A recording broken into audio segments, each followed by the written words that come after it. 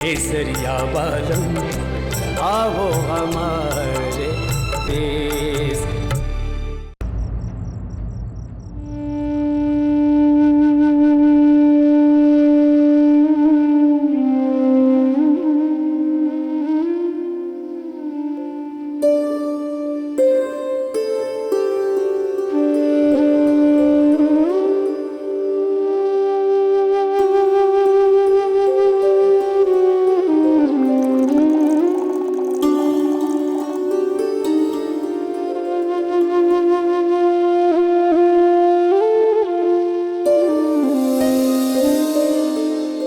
लाइए मैं आपका हाथ बटा देती हूँ। ना ना ना ना, इसे हाथ मत लगाना।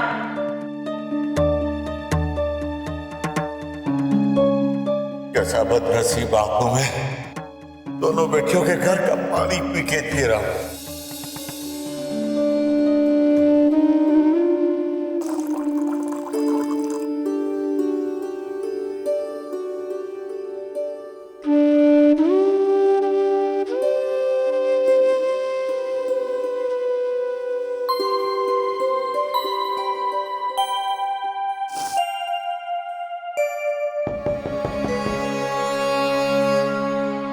कौन?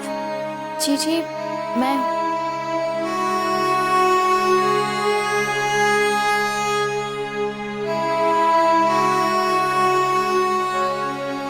हसन, इतनी रात गए? ये कुछ फल लाई हूं आपके वास्ते। इतनी बड़ी हवेली की दासी बना के तो रख दिया आपको, पर आपके खाने की कोई परवाह ना है इनको।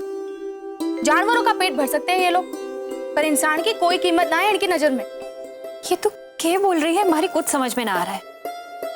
मैं भूखी क्यों रहूंगी भला?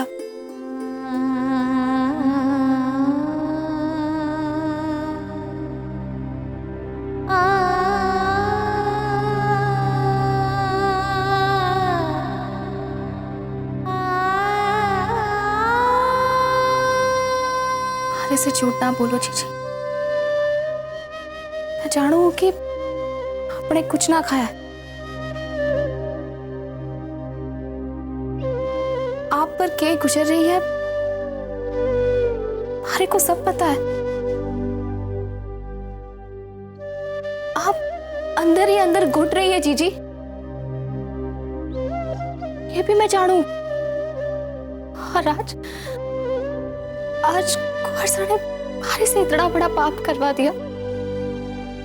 हमारे को खुद अपनी जीजी से कहना पड़ा कि हमारे से दूर रहे। माफ कर दो मेरी प्यारी बहन।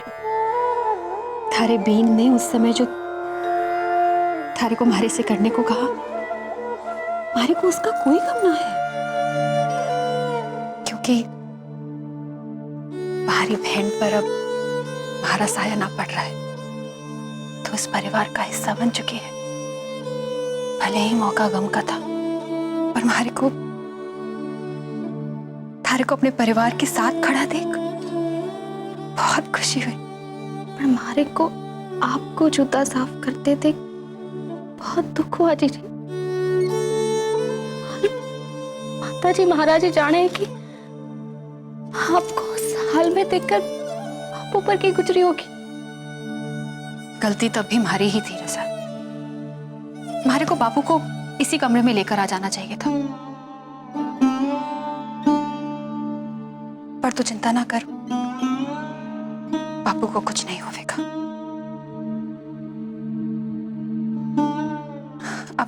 अब तू जा, हमारे से ही बातें करती रहेगी क्या?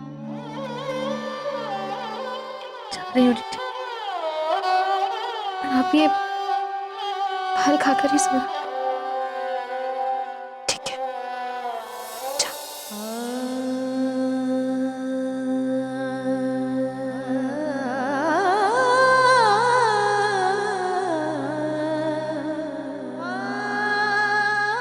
हे भगवान, हमारे बापू का ख्याल रखना।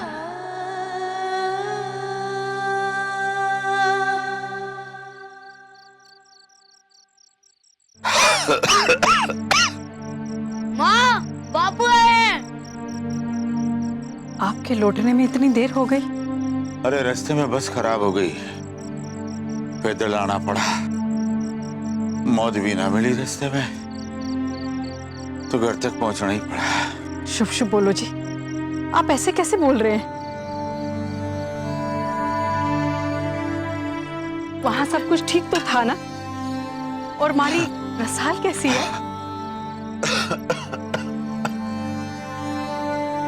वहां पर सारी रस्म ठीक से तो हो गई ना?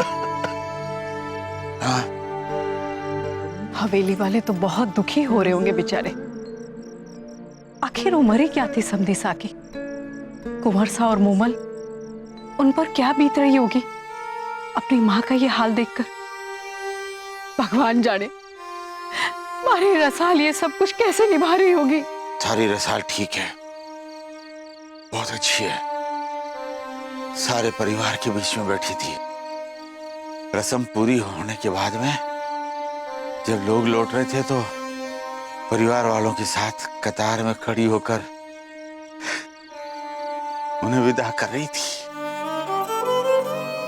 हमारी रुक्मी जी ठीक तो है ना बापू? हाँ, सारी रुक्मी जी बहुत मजे में है। अपना फर्ज बहुत जिम्मेदारी से निभा रही है। सारी एक बहन रसाल परिवार वालों के साथ खड़ी होकर मेहमानों को विदा कर रही थी, और थारी जीजी रुक्मी जूते चप्पल साफ करके मेहमानों को दे रही थी।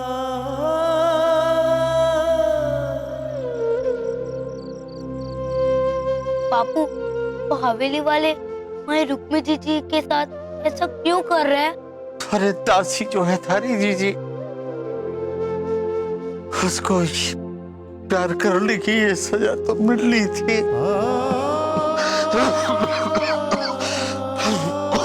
क्यों बार बार वहां के बारे में पूछता है? देखता नहीं थारे बापू की तबीयत कितनी खराब है? अरे तो थारे को क्या परेशानी है? थारी बेटी रसाल तो राज कर रही है ना। देख ले, थारी एक चिट्ठी बदलने से हमारी बेटी रुक्मी का भाग बदल गया। आप बार बार मारे को क्यों दोषी ठहराते हैं जी? क्योंकि सारी फसाद की जड़ तो तू ही है।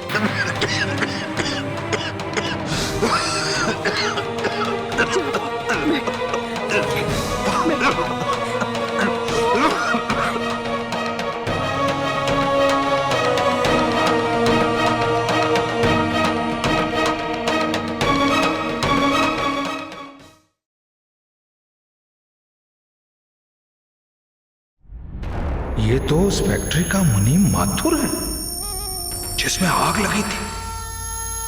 रणवीर उससे क्या पूछ रहा है? ठीक है माथुर साहब, आप डैमेजेस की फाइल तैयार कीजिए। अरे मुनीम साहब, आप अठे? वो छोटे कुंवर साहब से फैक्ट्री के बारे में कुछ बात करनी थी। अरे क्या हो गया है माथुर साहब आपको? कुछ फीलिंग बची है कि नहीं आप में? अरे मौके की नजाकत को तो समझना चाहिए। आपको भांजे के पास आने से पहले यह तो सोचना चाहिए था कि वो अपने पापा की मौत के गम से बाहर निकला है कि नहीं। सुमेर साहब, क्या पण लगा रखा है? अरे ऐसी कौन सी समस्या आ गई कि आप उसका हल नहीं निकाल पाए थे? माथुर साहब को मैंने बुलाया था मामा साहब, आपको भी बुलाने ही वाला था। अच्छा हुआ आप खुद ही चले आए। हाँ हाँ भांजे, बोलो ना। मैं तो थारे काम के वास्ते 24 घंटे तैयार हूं। काम? मामा साहब काम नहीं हुआ, इसलिए मुझे माथुर साहब को बुलाना पड़ा। क्या काम नहीं हुआ भांजे? हमारी फैक्ट्री में आग लगी थी मामा साहब, लेकिन अभी तक भी उसका इंश्योरेंस क्लेम नहीं किया गया है। मैं पूछ सकता हूं क्यों? अरे कैसी बात कर रहा है भांजे, कैसी बात कर रहा है? थारा पापा सा का देहांत हो गया था, ऐसे में तू जानता है आज तक कोई फैक्ट्री नहीं गया। किसी के पास टाइम कहां है भांजे? लेकिन आपके पास इतना टाइम था कि आप माथुर साहब को फोन करके ये कहें कि वो इंश्योरेंस क्लेम करने में जल्दबाजी ना करें। ये फोन आपने कब किया था मामा साहब? जब पापा को श्रद्धांजलि दी जा रही थी, या फिर शमशान से जहां उनका अंतिम संस्कार किया जा रहा था? भांजे मेरे तो कुछ समझ में नहीं आ रहा है कि तू कहना क्या चाहता है। भांजे फोन मैंने जरूर किया था, पण ये सोच के कि घर के जो हालात हैं उस हिसाब से डैमेजेस निकाल पाना आसान नहीं होगा भाणजे। अरे भाणजे, हमारा इंश्योरेंस कंपनी के साथ संबंध बहुत अच्छा है। इंश्योरेंस तो बाद में भी क्लेम कर सकते हैं। फैक्ट्री में आग लगना और थारा पिताजी का एक्सीडेंट में मरना, दोनों की जानकारी इंश्योरेंस एजेंट को है। ये बात आप मुझे भी बता सकते थे मामा साहब। थारी हालत देखकर मैंने जानबूझकर तुझे नहीं बताया। मामा साहब, आप ये मत सोचिए कि मेरी हालत क्या है और क्या नहीं। पर्सनल कैलामिटी अपनी जगह है और कारोबार अपनी जगह। इसलिए आज के बाद कारोबार के सिलसिले में आप बेझिझक मुझसे कुछ भी कह सकते हैं। ठीक है भांजे, तू जैसा कहेगा वैसा ही होगा। ठीक है।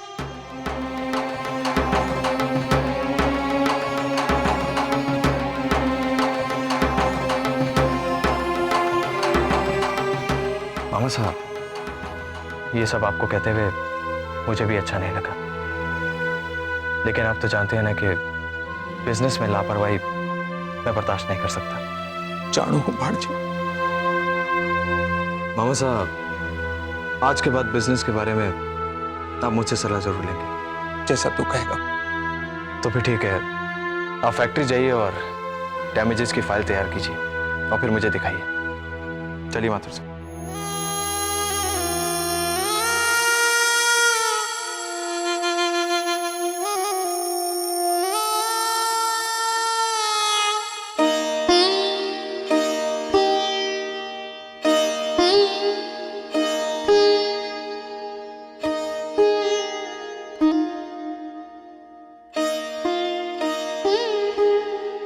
लो, आप प्रसाद ले। तारे को इस तरह यहाँ देख कर हमारे को विश्वास ना हो रहा। अब तो आप पर विश्वास करना ही पड़ेगा। देखो ना, हमारे कहने पर आप भी तो अट्ठे आ गए।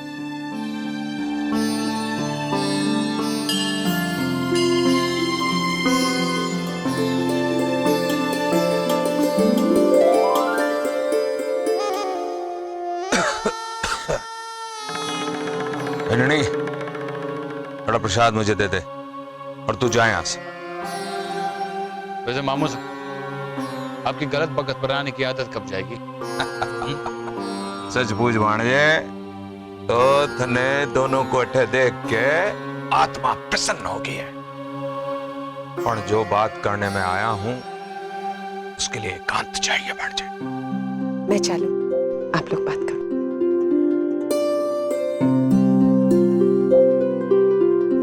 अब बोलो मामा।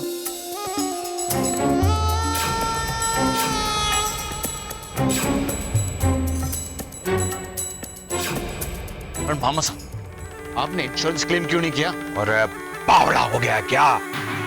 वो इंश्योरेंस सुपरवाइजर आ जाता तो तुरंत समझ जाता। आग लागी नहीं है, लगाई गई है।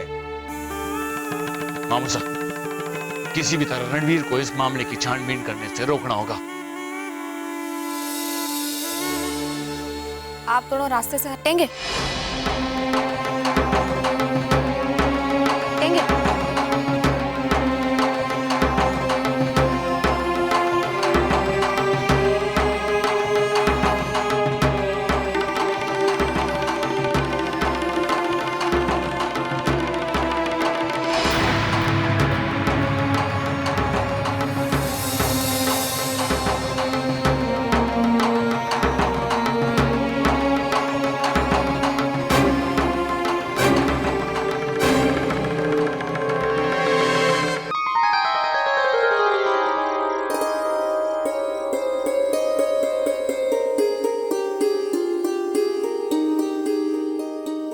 जीजी घी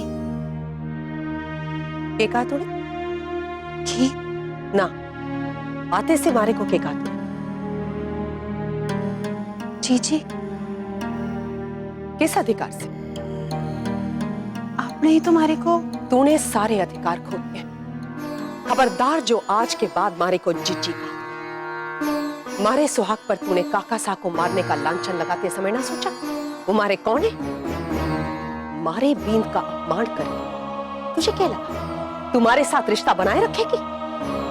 ये सिला दिया तुमने मारे को हमदर्दी जताने का थारे साथ। अरे इस हवेली में सब तुझे एक अदना सी दासी माने, पर मैंने तुझे मान लिया। हाथ पकड़कर अपने कमरे में लेकर गई, थारे साथ बातें की, थारे साथ की गई नाइंसाफी पर दुख जतायो, अपने आप को जिज्जी कहने का अधिकार दियो।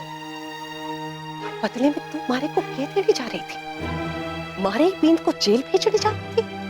तो मैं खबरदार जो अपना मुंह खोला। तुझे क्या लगा मैं शराब पीती, नशे में रहती, अपने बींद से नाखुश हूं? तो मारे को क्या फर्क पड़ेगा कि मारा बींद हमारे पास रहे कि जेल में? हाँ, मैं अपने बींद से नाराज हूं, पर वो हमारी समस्या है और इस समस्या का समाधान भी आज नहीं तो कल निकल जाए। पर जो पाप तूने किया है उसकी सजा तुम्हारे को मिल रही है और जिंदगी भर मिलती रहेगी।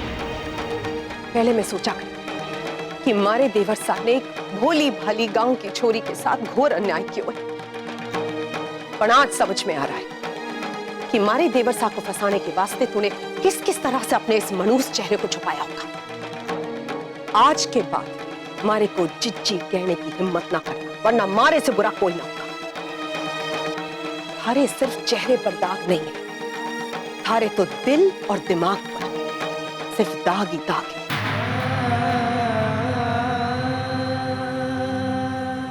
वाह माताजी महाराज, साची बात बोलने की अच्छी सजा दे रहे हो हमारे को। सच्चाई कड़वी तो होवे है, पर जहर से भी बदतर वो भी दिखा रहे हो आप। ठीक है, अगर आपके पास मारे को देने वास्ते यही रखा है तो आप देते जाओ और मैं लेती जाऊंगी। देखती हूं कौन हार माने है, आप या आप भी बनाई मैं।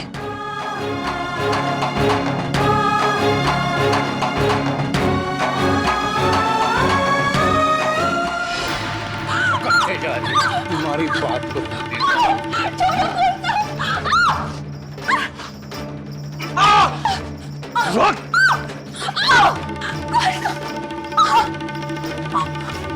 हमारे खिलाफ जो जुबान खोलता ना उसे जिंदगी भर इसी तरह रोना पड़े। आपको दीप सिंह नाम है, दीप सिंह।